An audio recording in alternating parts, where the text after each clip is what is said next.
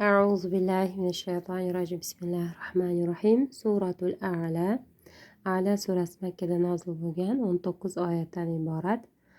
Bismillahirrohmanirrohim. Rahimli, mehribon Alloh nomi bilan.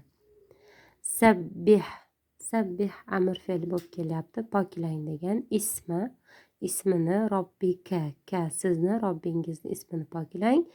Al-A'la oliy Robbingizni ismini ya'ni nomini poklang, ya'ni poklab yod eting. Allazi gan qo'shimchasi xalaqa yaratdi. Ikkalasini qo'shib tarjima qilsak, yaratgan fa bas savva munosib qilgan, mutanosib qilgan degan ma'noda, ya'ni bir-biriga munosib qilgan, barobar qilgan degan ma'noda. Yaratgan bas munosib qilgan. Vallazi qaddara taqdir qilgan, belgilagan, o'lchab qo'ygan degan ma'noda. Fahada bas yo'llab qo'ygan. Ya'ni belgilagan taqdiriga fahada bas yo'llab qo'ygan. Vallazi akhraja chiqargan, mana gan qo'shimchasi bilan chiqargan, al-mar'a o'lanni chiqargan. Faja'alahu g'usa'an ahwa.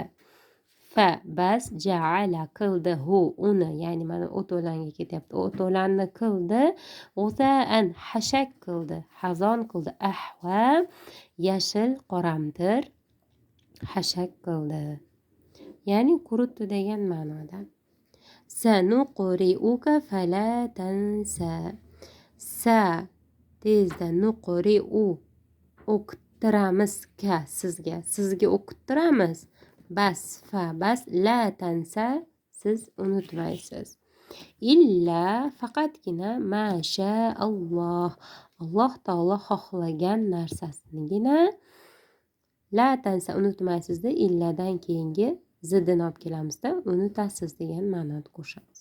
Ya'ni Alloh taolo xohlagan narsasinigina xohlagan narsasinigina nima qilasiz? Unutasiz. Innahu albatta Alloh taolo ya'lamu biladi, jahri ya'ni oshkorani biladi, va ma yaxfa va maxfiy bo'lgan narsani biladi.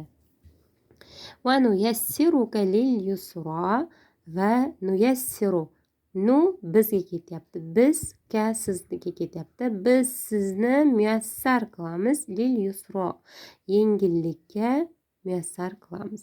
Va zakkir bas zakkir eslating, in nafaat agar nafaat foyda bersa, manfaat bersa, az-zikro eslatma.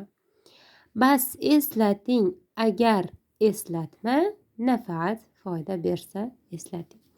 Sayazakkaru man yaxsha eslatma oladi. Bu yerdagi bo'lg'usi kelgusi zamonga ishlatiladi. Yazakkaru ya'ni eslatma oladi, man kimsa yaxsha ya'ni qo'rqqan kimsa eslatma oladi.